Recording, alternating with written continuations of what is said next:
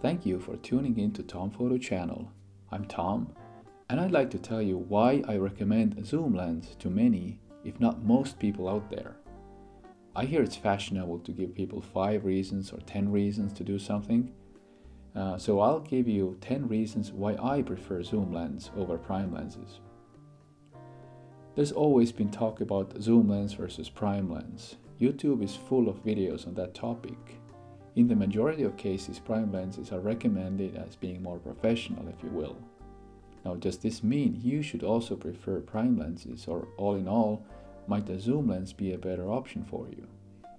I'll attempt to show you that for many people, going down the zoom lens path is actually a more reasonable choice. What I'm about to tell you is my own view and my take on this matter. However, opinions always differ. Usually there is no right or wrong. It'll eventually boil down to what you want out of your photography. So let's get down to the matter. First of all, what are the well-known advantages of prime lens? Well, they're sharper, they have larger maximal aperture, therefore better bokeh, and they tend to be smaller and lighter. We have to give them that. Now here come my 10 reasons why to go with a zoom lens instead. Reason number 1, one zoom equals many primes.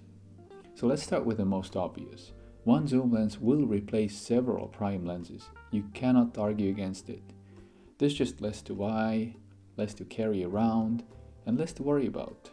Let's take the most common range of 18 to 55 millimeters. To cover this well, you'll need about 3 different prime lenses, and lenses cost money. Photography is unfortunately expensive. Reason number 2, you'll want more and more primes. If you get into the prime lens business, it's hard to stop. You'll want more lenses to cover more and more situations, and the valuable resources you could direct toward the process of photography and practicing to get better are now pouring into technicalities, if you don't mind me calling it that.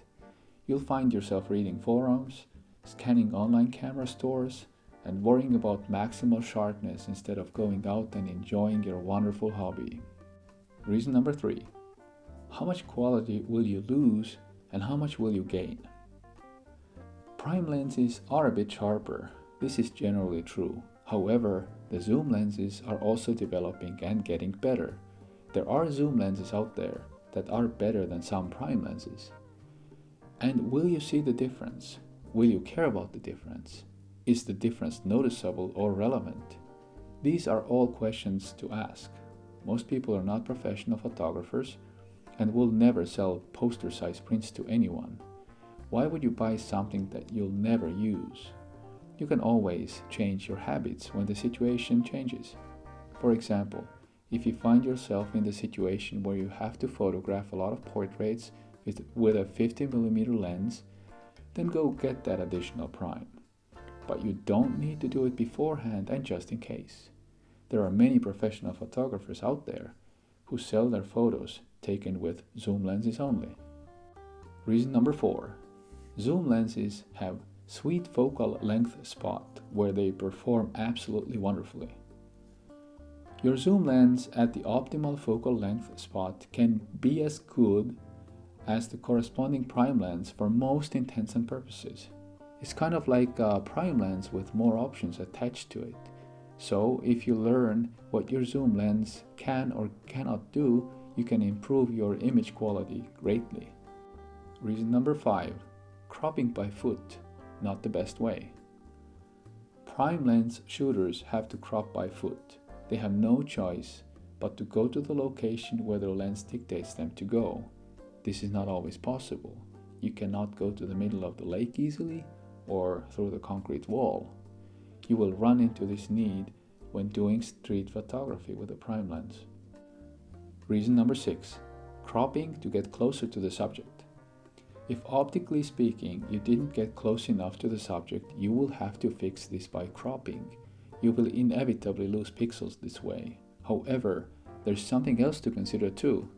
It's not the same to take a picture of a scene with a wide-angle view and then stepping back and taking a picture of the same exact scene, same set of objects, with a longer focal length, even when you do cropping.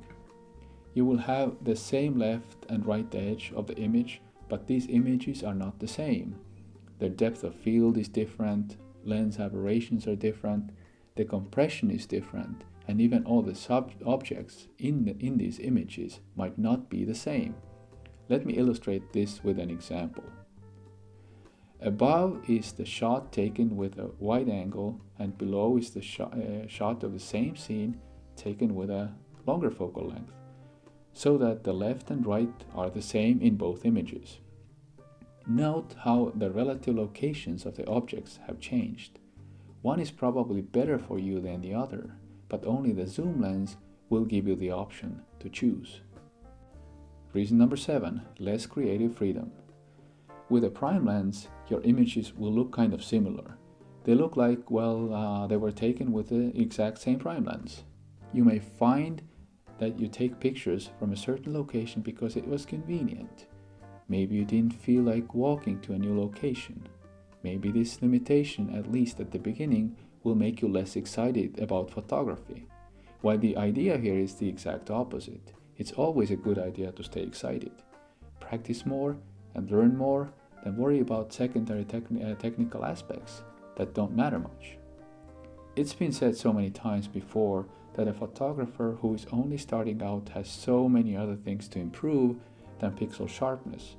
Most people need to work on their composition, timing, using tripod, patience, ability to observe, much before they worry about every single pixel.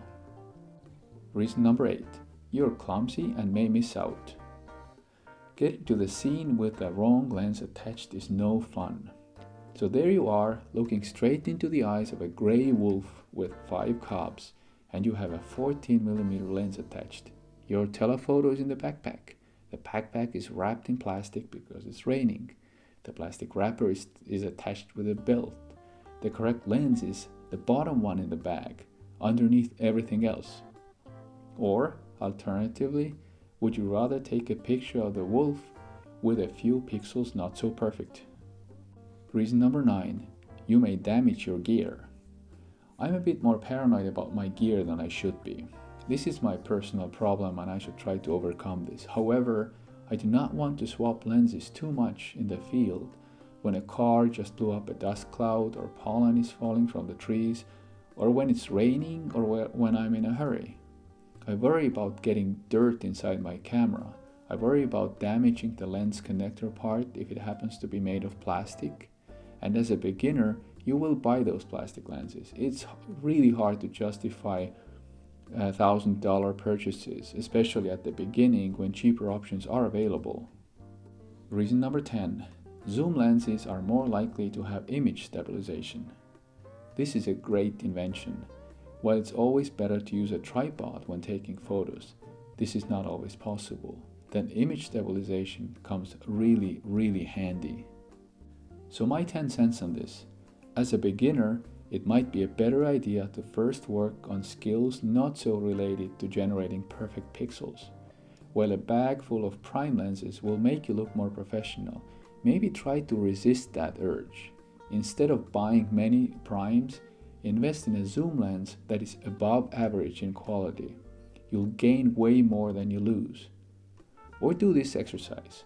Before you set out to buy prime lens, get a piece of duct tape and fix your current zoom lens at a certain position, say 27mm. Next, spend a week photographing with this fixed setup without allowing you to change that. Carry a small notebook with you and make a note every time you feel the focal length you had to use was not optimal.